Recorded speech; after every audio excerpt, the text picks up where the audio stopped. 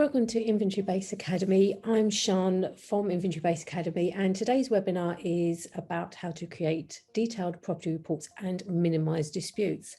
The webinar is only a short one, it only lasts around about 20 minutes, and what we're going to be discussing today is about the issues around dispute claims, cleaning issues and damage to property, and also looking at why it is that we as inventory professionals need to be able to provide the adjudicator with everything they need with making a decision about the dispute, especially as they will never visit the property and they have to rely on the inventory, the interim and checkout reports to really understand the issues and make a fair and balanced decision.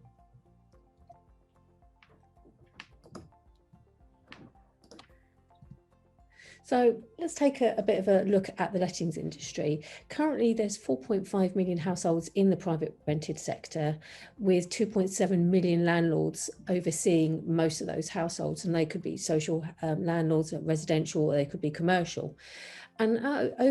And with those, you have around about 25,000 or more estate and letting agents overseeing that lettings process. Now, not every estate agent has a lettings arm, so that number might not be exact, but it's around about that figure. So it's quite a big industry. And if you think there's about 1.2 million people moving each year, so that's a lot of properties being rented, being lived in, being moved from and to. And that probably is why there's a reflection in the rental prices, where there's been an increase of around about 10.3% between January 2015 and April 21. Obviously, that's quite a wide-ranging timeline, but we have seen prices going up, and certainly even in the last year or so, even with the effects of COVID, there has been notes to say that prices have continued to increase, although some tenants have actually managed to organise and agree a decrease in rental. And renting is actually becoming more long-term. We're kind of like following a bit like the European model, in as much as that people prefer to rent long-term. It gives them stability. It takes away a lot of the liability of owning your own home, because someone else is responsible for a lot of the maintenance, albeit that the tenant is still responsible for the upkeep and the general cleanliness and state of the property. So renting is becoming more of an option. And again, this last 18 months has meant for a lot of people that it's an option that's maybe more attainable than maybe buying. And certainly for millennials born between 1981, 1996, and what they call Generation Z, 97 to 2012, 2015, we're going to find more and more people coming into the rental sector. So even though that's quite big, we have also seen a bit of a drop in rental moves by about a quarter in 2020, which is kind of expected considering what's happened with the pandemic. So that gives you a bit of an overview of the actual industry. So let's look at disputes. So of those 1.2 million people moving each year, there's been around about 20,933 cases submitted. Now, just for clarity, this is based on the Dispute Service Annual Review document, which has just recently been published. It doesn't include figures for My Deposits and Deposit Protection Service. So it's a part of the actual industry, so it won't obviously show all three main providers, but it gives a good indication. And TDS are quite a big player in the dispute market, so the figures there are hopefully indicative of what the rest of maybe the industry is seeing. But as you can see there, out of those 20,000 or so cases submitted, 75.5% of those applications actually been initiated by the tenants, and that's up 73.3% from the previous year. Now, when you think about it, or when you talk to maybe landlords and agents, they always feel that they're the ones that are raising disputes, but actually it's not, it is the tenant. And that's been an upward trend over the last 5 years or so. As you can see from the statistics on your screen, agents raised about 16.8% of the disputes, where landlords were at 7.6%. And they're relatively even in regards to awards. And part of that is worth mentioning is the fact that a lot of people, when you talk to them about disputes, and especially to agents and landlords, they think, well, it's very much biased towards tenants and the tenants get the majority share. But actually, when you look at the figures, they're actually relatively even. But what is very interesting is the amount of disputes being raised by the tenants, and also the fact that everything is being done online. So that kind of indicates the connectivity of all the services, the fact that they're giving them functionality, the ability to be able to submit dispute applications, and the fact that tenants are actively engaging with that process. So certainly when I started delivering reports a few years ago, it seemed to be that the tenants were less likely or less willing to initiate a dispute, whereas now it seems to be that since the Tenant Fee Ban Act has come into force, that tenants are more engaged in the process. And as we all know, the deposit is the tenant's deposit, so they have a vested interest in getting that money back to them. And so initiating the dispute makes really good sense, and it obviously helps understand the figures. And a lot of tenants do that, not because necessarily they think that the report is incorrect, that the details and the information they disagree with, but I have seen more indications more about the charges that are being levied against the deposit, i.e. how much it costs to change a light bulb in the property that needs fixing, or how much it costs to clean the properties after the tenant's left, or doing some remedial work. So it seems to be more the cases are about that. And if you look at the most common dispute claims, they range between 42 and 70% for cleaning issues. Damage is between 35 and 45%, with redecoration between 20 and 35%. Gardening is a lower figure between 12-26%, and rent arrears between 11-15%. Obviously, with the rent arrears side of things, because of what's been happening for the last 18 months, that figure might change, but certainly the 2021 figures, that's where we're at the moment. But as you can see, cleaning issues and damage remain the top two issues, and that has been the same for the last few years, certainly. So what that says is that tenants are engaged in the process, that the disputes are being put forward, and the adjudication services are obviously being used to make a final ruling on that. So what is the adjudicator looking for? For me, and if you speak to the various deposit dispute services, it's evidence. They need evidence of what is going on at the property, because they're never ever going to be there. They're never going to be setting foot in front of the property. They're never going to put a foot through the door. So anything that they adjudicate on, anything that they rule on, has to be put in front of them, has to be given to them. They won't go looking for other information or any other types of evidence. So unless ourselves as inventory providers, unless the agents and landlords provide all that information, or the tenant themselves, then the adjudicator will only rule on what's effectively in front of them. So they need an understanding of the property. They need a summary of the property. So that could either be in a short paragraph, or an extensive paragraph in regards to what the property is like, getting the salient points out of the report, or it could be the schedule of condition. But they need to understand what is the property looking like, and what did it look like. So what it was like at the beginning, at the inventory stage, at check-in, and also at check-out. They're looking more and more now for indication of any odours to the property. This is in regards to if they have had pets, if the property is damp, maybe not been aired correctly, or there's been other issues to in regards to the property. So odours can actually give a great deal of evidence if they're captured. And they're also looking for detail of every room, every area, everything that's noted, including garages, gardens, outbuildings, anything to do with the tenancy, anything that's within the AST that the tenant is responsible for. When those keys were handed over, they want that evidence. They want to understand what it is that is the property. So it's important that every single part of the property that the tenants could be responsible for is captured. And one of the other ways of capturing that is by your embedded photographs, which should be date and time. That gives the adjudicator the evidence of what that property looked like at that point in time, so they can be assured that this report is correct and factual, and it can be relied on. The other parts of the evidence are your utility readings, your gas, electricity, your water. It could also include solar as well, and also the keys that were handed over at the beginning of the tenancy. The tenant was responsible for, and also what they gave back. And that's part and parcel of the evidence is the appliances and furniture. So anything that the tenant was given in order to use the property, so that might be white goods, or that might be, excuse me, table, excuse me, table and chairs, anything to do with the property, they would want that as evidence. But it's not just about listing that evidence. It's not just about saying, oh, that's there, so that's a washing machine, or that's a chair, or that's a carpet. They want the descriptions. They want to understand what it is that you're actually seeing. So you could give them like almost like an asset register of all the information, but that wouldn't really help them. If you say washing machine white, it won't give them any information. So the quality of the information needs to be there. So if we're talking about odours, description of the odours, what is it you are detecting? What is it you can smell? What is it that you can liken that smell to? How pungent is it? Is it very subtle smell? Is it very intense?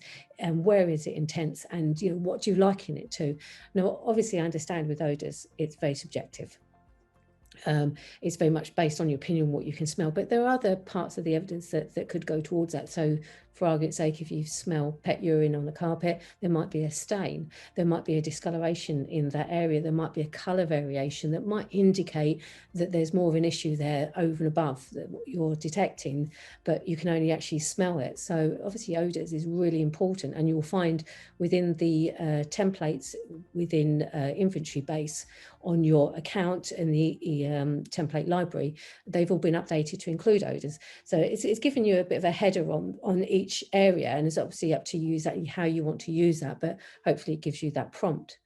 But the other parts of quality of report about the descriptions and the evidence of cleaning. So you've got to say, what is there, to what level it's there, to what extent it exists. So for argument's sake, if you've got a skirting board and it's marked, it's grubby, it's dusty, you need to describe that and then give to the adjudicator the evidence, the pictorial evidence or the video evidence to back that up, taking your reports from subjective to objective. Because again, like I said, you've got to bear in mind, the adjudicator will never be in that property. So everything that you show them is what they'll adjudicate on. So if you don't show them, then they won't make a decision. So that's why your reports need to be detailed. They need to be comprehensive. You need to have descriptions and condition comments for each and every room and area that's responsible within the tenancy. So again, using the example of say a room, and you've got a door and you've got a white door. Okay, that's fine, but that doesn't give me much information. But if you then tell me things about white door, handles, and whether it's in either good order or it's not damaged or it's clean, then when it comes to checkout, if there's been any deviation, any material change, it's easy then to just both describe, see and showcase. So you need to be detailed. So it needs to be more than a white wood or white appliance or grey carpet. You need to give the adjudicator enough information, enough pictorial information to be able to understand and see it, go, yep, I get that, I can make a decision on that. And part and parcel of that is your focus pictures. The InventoryBase app has got rapid fire picture, but you still got to make sure that the pictures aren't blurry, aren't fuzzy, and that you can actually see what it is that you're showcasing. And if there's something small or specific you want to zoom in, you want to be able to, again, give that adjudicator the ability to look at that picture, go, yeah, I'm looking at the description, I'm looking at the picture, the two marry up, I can see exactly what's being said, I can do something about that in regards to making a decision, regardless of who that is for or against. Clarity of readings and location for meters is really, really important, because often there's disputes about utility bills, and depending on how the AST is written and what it does include, it might mean that the landlord might be responsible for that. So they're looking towards your report to actually tell them what the meter readings in, especially if they're remote landlords, they're not local. So you need to make sure you focus on the readings, give really good pictures so you can showcase exactly what's there, what the reading is, and then the tenant can use that to potentially tell the utility provider. The agent can do exactly the same. And if you're connected via the depository, the system, our system for InventoryBase, will actually capture that information, feed that up into the dispute service that the depository provide, and then that way then that helps understand exactly what the property looks like, and also help sort out any kind of monies in regards to deductions or any bills that are left to be paid. Keys are obviously needed, and we said about that in the description side, but they need to be listed and the use noted if you know. So how many front door keys, how many back door keys, how many window keys are in situ.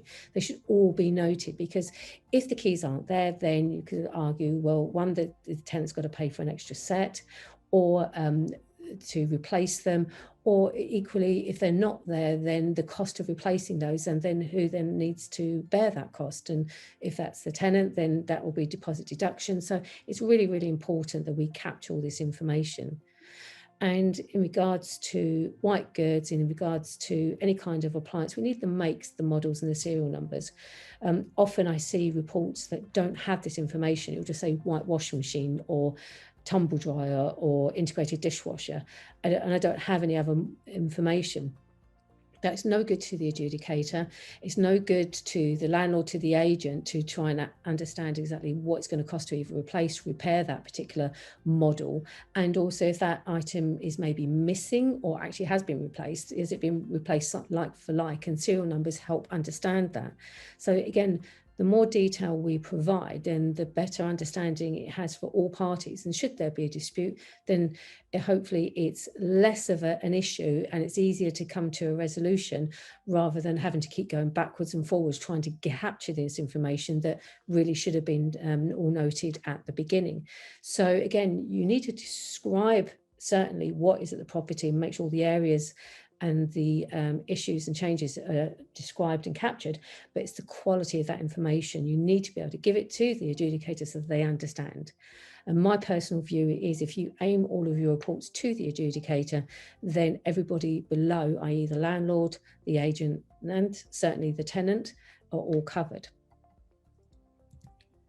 So why do claims fail? Well, something that was highlighted within a recent TDS post that I saw is, from their point of view, reports are being compiled too early.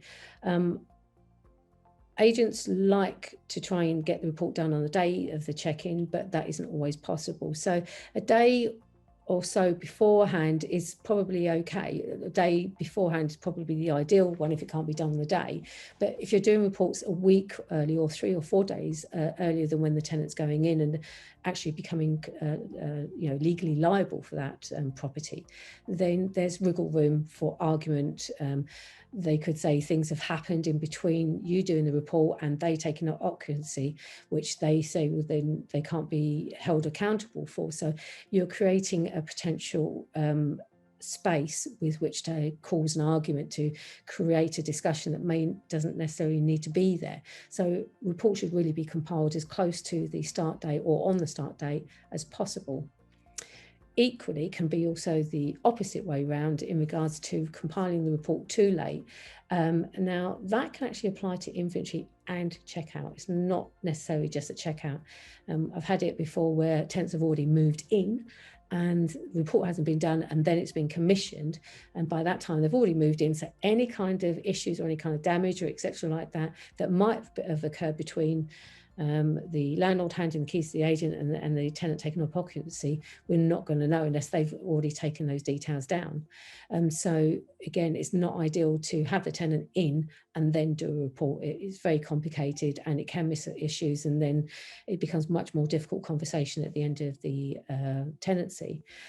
But equally, on the reports compiled too late, if the tenant has left and you're 3, 4, 5 days beyond that date, and then you go and do a checkout, then that leaves wiggle room.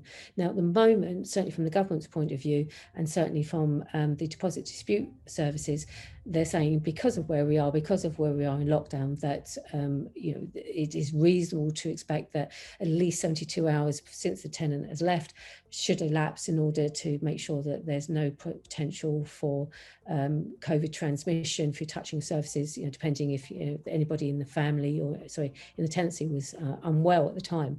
So they make allowances for that. But come July 19th, if we end up coming out of lockdown fully, then that will no longer apply. So checkout reports should really be done no later than the day after the tenant has checked out. And then again, you're reducing that potential for any wiggle room, for any conversation, for any argument about how they left it and how you then evidenced it. DDS are also saying that claims fail because interims are missed and or they're not evident. So again, where we've just been for the last 18 months, interim inspections have been very difficult to do in person. However, InventoryBase has a solution to that. They have a self-service option where you can give a tenant a report via a link. They can fill that report out and then send it in, or you can do it through a live inspection where you've got an inventory professional or property manager on one end of the video call, tenant on the other, and they can walk around, talk, discuss, take pictures and capture that evidence. So there's no real reason why interim should be missed, but they have been. And of course, then if things are missed at interim and or they're not evidence and we get to check out, and then you try and rely on the fact that you think the issue or whatever is historic and it's happened during the tenancy or some point during the tenancy, it's very difficult to evidence that. Also, the lack of detail or unclear description condition elements, which, comments, which then comes back to what I was just saying a moment ago about the quality. If the detail isn't there, or it's not clear, it's a bit ambiguous, or it's so basic that you're really not getting anything from it, then of course the claim will fail, especially if you're saying, well, something is good. Well, great, but what do you mean by good? And if it's not good or in poor condition, well, what does that mean? Why is it in poor condition? Is it in poor condition because it was in poor condition at the beginning of the tenancy? Are you talking about fair wear and tear? Or are you talking about damage and misuse or lack of care? So you've got to be very, very clear about that. And in order to be clear, you need to provide the video or the pictorial evidence. And again, I've seen samples of reports where the picture's been out of focus, so I'm not really clear what it is that I'm seeing, or there's too few pictures, so you've got a lot of issues, but actually you're not seeing very much of what is being described. So you might have the written evidence, but it's actually not being backed up by the pictures. So you need to be clear that you've got detailed information, but you also need the pictures to add to that. So you need to make sure they're in focus, they're clear, there's enough of them to describe what it is and showcase what it is that is the problem at the property. And my view is that every picture should have a purpose. So if you're describing something, then show the picture, take that picture, show it in the report, so that whoever's reading that report can look at the picture, look at your description, go, yep, I get that, that makes perfect sense, I can now do something with that information. If you don't provide that, then clearly they're not, because they're going to be looking at your written descriptions or comments. It's going to be in subjective territory, and it's going to be very difficult for them to actually do anything about. A very big bugbear for a lot of the dispute services, and certainly people I've spoken to in the dispute services, is about abbreviations. The problem with those is that some of them are very obvious. RHS, right-hand side, quite obvious to understand. But if you've got a huge key, a huge list or glossary of abbreviations, to try and read a report and keep going backwards and forwards between the report to understand it, or you're using the same abbreviation but for different meanings, it can get very, very confused very, very quickly. So if you're going to say something, then just say it. It might take you a couple of extra seconds to say it, or a little bit more effort in the report, but it will pay dividends. And again, at least the adjudicator can have all the information they need to make that informed decision. And one of the other reasons that claims fail is about scales for cleaning. Often people go like 2-star, 3-star, or they'll give it a number, or it'll just be good, bad, or not good, or poor. But it's not really clear exactly, well, what does that mean? How is the adjudicator meant to take that information if they're not quite sure exactly what it is that they are meant to be adjudicating on? So be very clear on your cleaning levels. If you're going to have a star level, then say what each one means and what it encompasses. What does it include? Where does it go? How far does it reach? And give the adjudicator and the reader enough information so that they're able to understand it. And then again, look at the report and go, yep, I get that, I understand that. So how do you minimize disputes? Well, as we've already spoken about, it's about the detail, it's about the clarity of evidence and the quality of evidence. So make sure you've got a scheduled condition so that the reader understands exactly what it is or that's wrong at the property and the overall understanding of it. Make sure your reports are comprehensive. Make sure they've got all the detail, all the comments, all the descriptions, all the pictorial or video information to back that up, so that when the adjudicator sits down at the desk, starts looking at it to write a report, they understand it and they can make a balanced view. If they don't have the information, I'm not going to be able to do that. And make sure you include receipts and quotes. So if you're going to be asking, say, for a carpet to be cleaned, make sure you've got either a quote there or you've had it cleaned and you've got the receipt there. And I don't mean a receipt on a bit of paper that someone's written out, a proper receipt. Make sure it's date, it's timed, it's headed. Ideally, you get a contractor to do it, so it's done by a competent person. Some people use the word professional, but competent in doing the job, so that you can showcase what's happened and get them to break it down as well. So if it's been a carpet clean and it's included things like disinfectant for pets, deflea treatment, etc., get them to list that and quote, so it's very clear. So again, the adjudicator knows and understands what's actually been included, rather than carpet cleaned. Again, it doesn't really give you much information, so add to it. With InventoryBase, you've got the ability to also share your history in regards to when the report was shared with the tenant, with the landlord, with the agent, when it was opened, when the tenant made any comments, what comments they were, and when it was signed. So that share history is really, really important, because it gives the adjudicator an understanding that the tenant was given the opportunity to comment on the report and or sign, and whether they did or they didn't, it's all captured there. And so those comments, those signatures are really, really important, because if the adjudicator can see that a tenant's been given every opportunity to make their comments, to say something is not right, or try and indicate there's still an issue once they've taken up occupancy, then the onus on the landlord then to try and manage that, deal with that, carry out maintenance or do something along those lines. But if a tenant decides to say, well, these issues were existing at check-in, but then they failed to comment on that, or they failed to notify or sign the report, but they were given the opportunity, and the share history shows this, then it gives the adjudicator the understanding, actually, well, no, you were given the opportunity, you didn't do it. I can now make a balanced view on that. And finally, disclaimers. Often when I talk to providers, they talk about their services and what they do and don't do, but then they don't actually put it in the disclaimer. They don't say what the limitations of their reports are, i.e. do they move furniture? Do they go lofts into lofts? Do they go down into cellars? Do they test equipment? Do they test lights?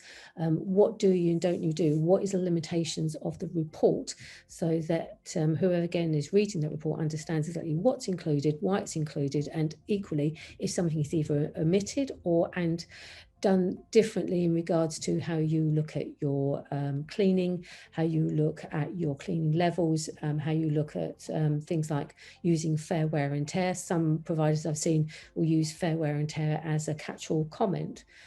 So you need to be saying this in a disclaimer, exactly what that means, what the scope of those disclaimers and those comments are, so that again the adjudicator can understand that. And by employing all of these, you will hopefully minimize any potential disputes, because all the information is there and it's easily accessible for all the readers to be able to understand it. So this leads me finally into reportology, as I call it. So it's looking at your reports in a very holistic view, looking at them as the detailed evidence-based document, and looking to see how you can best showcase all the information at the property and get that information over to the reader. So for me, regular audits, going through reports, either 100% audit or dip test of your audit of your property reports as an audit, to see whether the grammar is good, whether the spelling is correct, whether the report is coming across well, that anybody had to be able to pick up that report and understand it and be able to use it either as an adjudicator, as an agent, as a landlord, or as a tenant. And that really does help engage people. So if the report is professional, if it reads well, and you're being able to understand or get the person to understand what it is that you're saying, then they will naturally pay it more attention. They'll naturally engage with it, and hopefully then be able to use it to its best and fullest This also includes fuzzy photographs as well, and we talked about that a few moments ago, making sure that if you've got pictures in there, they're clear, they're sharp, they're specific to what it is that you're trying to convey in the report in regards to damage, issues, or if the property is in really good order, it might be a new property or recently refurbished or professionally cleaned, you need to be able to show that. So part and parcel of your reportology for your service, for your actual report itself, is making sure that you keep on top of those, you look at those, you take them out where they're unable to be used because it can't be seen, but also then feeding back to your staff to say to them, you know, you need to pay more attention to when you're taking the photographs, or do the photographs in a different way, or angle them, or slow down, etc. So that when you're given over that report, again, it's the best that it can possibly be. Also look at your templates. We provide templates from the library in InventoryBase, and the idea of the templates is to give you a starting point, to give you a framework to work with in order to create either your own templates or use and make sure you then develop a methodology. But you should always be good looking at your templates to see what's coming up, what's been the latest innovation, latest change, what your template has got that or hasn't got that maybe you should have, especially around things like health and safety, maintenance certificates, again, meters and keys. If you've done your own template and you might not use one from the library, have a look at the library. It gives you a prompt, it helps you focus on what is important and what is going to be needed by the adjudicator, and then you can change them as you want to. Also look at your actions. The actions facility with InventoryBase allows you to help showcase liability, especially at checkout, to say, you know, you've checked out, the property needs cleaning, who's liable for that? You know, if the tenant has been in situ, then it'd be the tenant, and what needs to happen. So your actions are a really, really useful tool to be able to inform the landlord if there's any maintenance issues, the agent if there's any issues that they need to manage and will be aware of, and also the tenant as well in regards to any potential dispute and cost deductions because of things that have been found at the checkout. So assigning liability is an option through actions that you've got, but what you do need to be sure of exactly who and where that liability lies. So that's something that we tackle in our course online with InventoryBase Academy, which you can have a look at. Part of our role as inventory providers is communication, is about talking to all the different parties so we understand what's going on, what's happening, what's been happening maybe through the tenancy when it comes to checkout, asking you if there's anything that you need to know about, finding out from the tenant, you know, what their experience has been, if they reported maybe a maintenance issue that's not been dealt with and it's continued and maybe the damage has become more. You know, the more we communicate with our clients, and that's, you know, right the way through the landlord, the tenant and the agent, we'll much better understand both the property, how the tenancy has progressed and what issues there might be. So that makes our reports more informed. The one person that we can't talk to, unfortunately, is adjudicator, but then that is why our reports need to be so robust, so detailed, so that we communicate to them through our reports. So we're giving them all the information and everything else that they need to be able to do their job. Legislation. Always be looking at legislation, seeing what's coming up, what's changed. I mean, recently we've had the introduction of the 1st of April of EICRs, where it's a requirement now that all rental properties must have an EICR in force. Otherwise, tenancy shouldn't be progressing, because the whole point of that is to make sure the property is safe.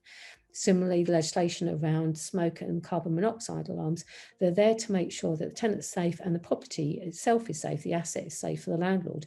So we need to be aware and keep on top of legislation all the time. So I always say to anybody that I train or anybody I talk to, is always keep your eye out on all the major property portals, so that you understand exactly what's going on in the market, and not just looking at it from your own point of view as providers, i.e. what affects you, but looking at the wider industry to see what's coming up, what might be of interest either to your landlord, to your agent, to the tenant, so that when you're talking to them, when you're communicating to them, they can see that you're someone that is more than just a clerk, which you all are, but also someone that understands the industry, understands the impacts, understands the pressures, and then knows how to react to them. And that way will certainly help you in your business and how you build your business and be seen by your clients as someone with knowledge, professionalism, and someone they can rely on. And obviously training. We deliver as InventoryBase Academy training on how to be a clerk. We do practical training, and we also do training or resources in regards to more wider concerns about GDPR, about safety in the home, fitness of human habitation. But it doesn't just stop there. You should be looking to train and get as much CPD training as you possibly can. You can get that from a wealth of sources. So that could be webinars by the different deposit disputes. It could be webinars by letting industry professionals. You've got the ALA webinars, the Property Mark webinars that you often see posted around. You've also got ones from experts within the field. That could be lawyers, that could be industry professionals in the estate industry or the dispute service. So there's a lot of information you can glean out there from the market, not just about being a clerk, but also understanding the wider market to better inform yourself. So if you adopt these bullet points, adopt the audit strategy, make sure you're doing that, check your reports constantly for grammar, for spelling, looking at your photographs, checking your templates are up to date, make sure that you've got all the latest legislation shown within your templates. Use your actions as and when your clients need you to, and making sure you're apportioning liability correctly, and communicating all the time. That will then certainly help your business, and also help you form your reports so that they become the best they possibly can be. And as service providers, what we want to be doing is to be seen as professional, our reports to reflect that we're professional, and then also be paid as a professional. So they're all linked, and they're all linked to how we convey our reports, we convey the information, and what information we give over to all of the interested parties. And as I said beforehand, that at the end of the day is going to be the key point for any report, is if you highlight it and make sure that it's aimed at the adjudicator. Everybody else within the tenancy process will then be protected, will be covered, and then hopefully we'll see a reduction in those dispute numbers, and also then be able to better standardize the industry, better influence the industry, and also be more connected to the industry. So hopefully that's given you a bit of a taste about how to create detailed reports and minimize disputes. And we do have further information on InventoryBase Academy and on our YouTube accounts, and also within our blogs and webinars and podcasts. So hopefully you will find that all very useful, and you can find that at academy.inventorybase.com. But if you ever want to talk about training, or talk about the industry, or how you can better formulate your reports or your approach to your clients to increase your clients, then do feel free to drop me a line. You can email me at sián@inventorybase.com, or call me on 0333 444 506. So that is today's webinar. I hope you found it useful. Thank you so much for joining me, and I look forward to meeting you again on the next InventoryBase Academy webinar. Thank you very much.